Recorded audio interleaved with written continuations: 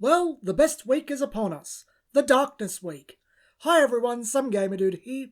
I'm happy. The Mikage Sisters are back and better than ever. Ironic that this week's cards I like is Rinka.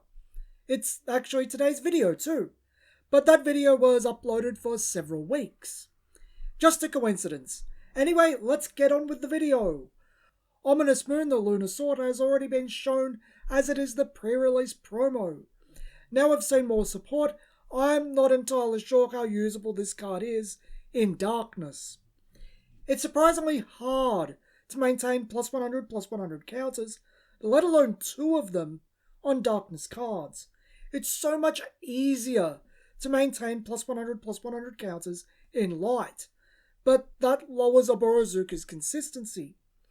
Maybe this card changes when we have all the N and R, but I think its place is in a Light Darkness deck, not the Mono Darkness. Saying that, Darkness and Wind don't seem to have that hard push to Mono that the other three attributes do. The battle comes to an end, and then, that's the title of the card, has cast a lot of fear into people, but I don't think it's quite as clear-cut as it's made out. At 2 Darkness Will and 1 Void, name a card, search your opponent's hand, deck, and grave for all cards with that name, then remove them. For casual games, this is a horribly broken card.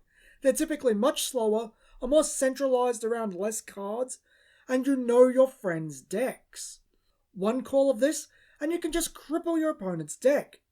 That's not particularly friendly, and I could see people banning this from their casual tables.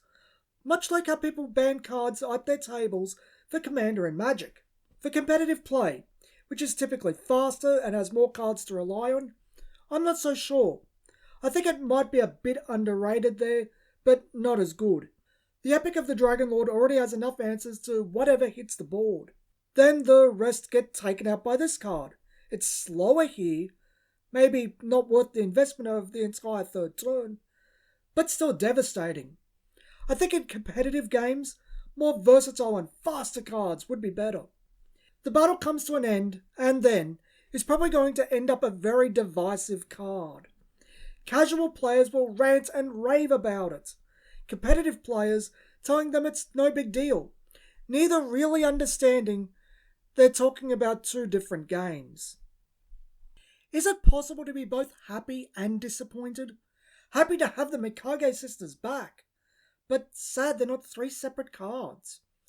The Elegant Mikage Sisters is Shara, Rinka, and Yashahime on 1 card again, and something of an overhaul of the original Rinka card.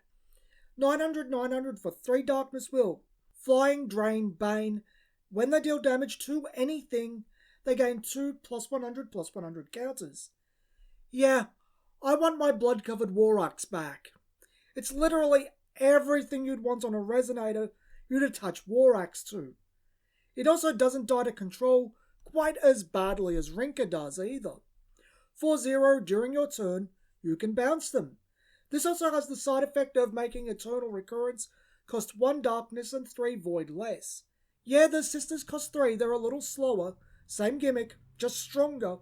But I loved Rinka, and in a vacuum, this is a super fun card. I would love an addition to capitalize upon it, or some type of chant, but I like it. I do hope the full art of this card gets posted. It looks like there is some more of it. Given iSpy puts those token cards in the packs, I'd like to see them be the full artworks of the alternative cards. No text, not playable cards, just artwork.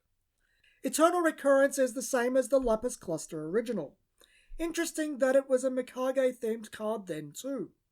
The art is reversed, never thought to check for that on any other of the alternative cards. Never noticed the Mikage in the art before either.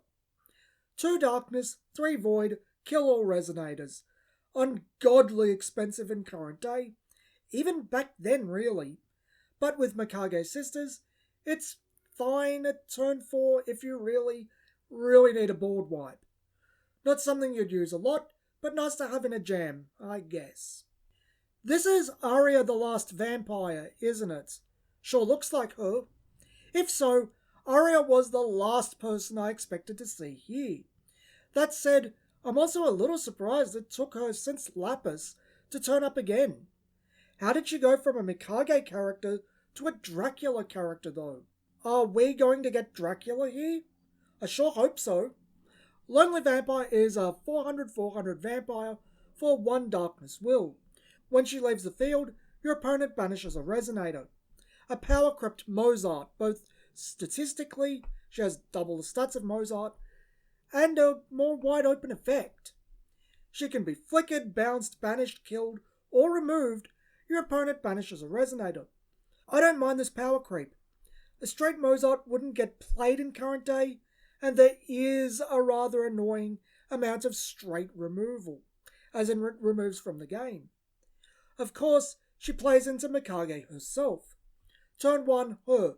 Turn 2, play a Resonator, use Mikage, draw a card, force your opponent to sack a Resonator, 2 +100/+100 counters on your new Resonator. But that presumes your opponent didn't get rid of her before your second turn.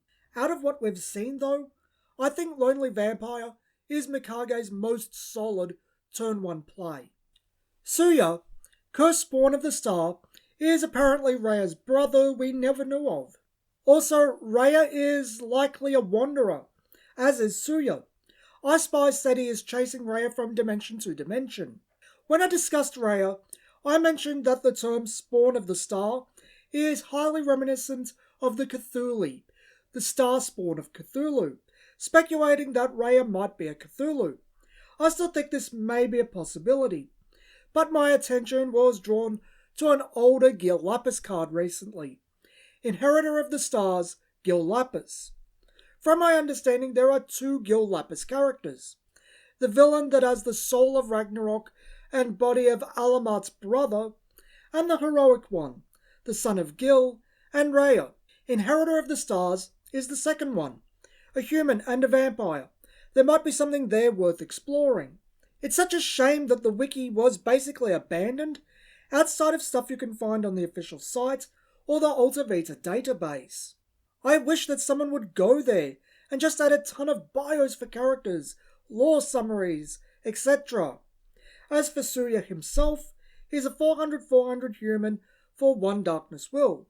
When he comes in, your opponent sacks a non-magic stone, non-J-ruler entity, and he gains +100/+100 counters equal to its cost. Good for destroying their early turn setups when they have very little on board. If you can narrow down their board, just pick off their last piece.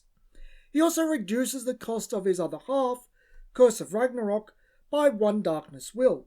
I'll get to that in a sec. Surya isn't a terribly impressive card. He's too blunt for that. He doesn't further you or play into anything. Not interesting in a vacuum. Not a dud by any regard, but I think he's one of the weaker Marvel rares. Curse of Ragnarok is a chant for 2 Darkness Will that allows you to look at your opponent's hand and remove any 1 card. Plus it has Remnant. The Remnant part is both good and bad. Good because Surya can get mileage out of making the card cost 1 less, making the card essentially Dark Alice's Smile Awakened. But bad because a card shown later does want Resonators in the grave. Remnant runs counter to that. As for the speed of the card, I don't mind too much. Surya himself would prefer to be on turn 2, allow your opponent to do something. So if you manage to have 2 copies, the cost does play into the other half. I will be honest though, it's a bit hard to get excited at such a repetitive design. Just another low-cost hand control card. Surya's Darkness is a quick cast chant for 3 Darkness Will that has its cost reduced by 1 Darkness Will for each Darkness Resonator you controlled put into a graveyard that turn. Then J Resonators your opponent controls gain -200/-200 for each entity you controlled put into a graveyard from the field that turn, then you draw a card. I think this card's best use is as a buffer of some sort. Once it becomes free, you're only lowering their field by 600/600. I don't think that would kill much currently. Would lower a lot and probably prevent you from dying, but it's just staving off defeat for a turn. I really can't see much of a use for this card. It's only in though, and was probably shown for lore reasons. Given Darkness's themes, I kind of expected the Darkness Dragon to be a dud in terms of getting it out cheap. Bone Dragon did not disappoint in this regard, but at the same time, it's not the type of card you'd want out early anyway. 1300 Flying Dragon for 5 Darkness Will. You may pay 1 Darkness less for each Darkness Resonator that leaves your field for the graveyard that turn. It's entirely possible to make this card free or close to it, but it involves a lot of effort and it isn't going to be much earlier than turn 4 anyway. To do it on your own volition, the easiest way I can see is Mikage Sisters into Eternal Recurrence with 5 Darkness Resonators on the board. Saying that, you can just use banish effects such as Mikage to chip its cost down to 4 or maybe 3, which seems more reasonable. I think the payoff is amazing for late game though. Enter effect where you gain a 400 zombie token for each resonator in your grave. Not hard to see this becoming a dragon and 5 tokens by the time it hits the board. Even if it's just cast for full cost late, you get a ton of value off this guy. Darkness can't typically flicker, but if it could, imagine the token generation. He's worth 5 Darkness Will. While I typically focus on cluster formats because I think that's the best way to play Force of Will, given that he has a graveyard theme, he suits Rezard really well. Not hard to envision him hitting 8 or more tokens there. Bone Dragon is a very different card to the rest of the dragons, but I really like him. I like him a lot. Is Isolated Demon of Revenge the Darkness equivalent of the 3-Will Dragon? It's got a similar theme, only Chasing Dragon and Twinkling Dragon really seem to strictly follow the theme anyway. We'll see when people crack the pre-release kits. Isolated Demon of Revenge is a 1200 demon for 2 Darkness and 2 Void Will. Its cost drops 2 Void Will if you don't control a J Resonator. Well, that's easy to fulfill. Use turn 1 on Lonely Vampire, pop her for Mikage and her effect, or cast a chance or addition on turn 1. Turn 2, Big Boy. This is probably the easiest to fulfill of any of them, and it just becomes a turn 1 1200 Resonator going second thanks to Energize. I am pretty sure I'm reading this correctly. Revenge for flying. If you did what I said with Lonely Vampire, he'd have flying. But that's useless at this point of the game. He has summoning sickness. With Revenge, the entity with it doesn't seem to need to be in play when the other entity dies. It's a blanket effect for the turn. What seems more advantageous is to play a chance or addition on turn 1, going for him turn 2, then turn 3 Lonely Vampire, make them sack a guy, Surya, make them sack something else, gain counters, flying 1200 at base. Oh, and when he dies, you get a Resonator back from the grave to your hand. That's pretty cool and useful. With all the Resonator sacking, I was hoping for something like this. Still wondering about the monkey trapped in life though. Darkness Week wasn't the most exciting. Lonely Vampire is the only card that really combos with the Mikage. Bone Dragon is about the only interesting card. The rest are fairly blunt cards, but it's alright. I think after how strong Darkness was in the Alice Origins cluster, it could take a break. I'm happy to have the Mikage Sisters back though. That brings joy. I think we have a few days of Ragnarok support and assorted cards to go through before pre-release now.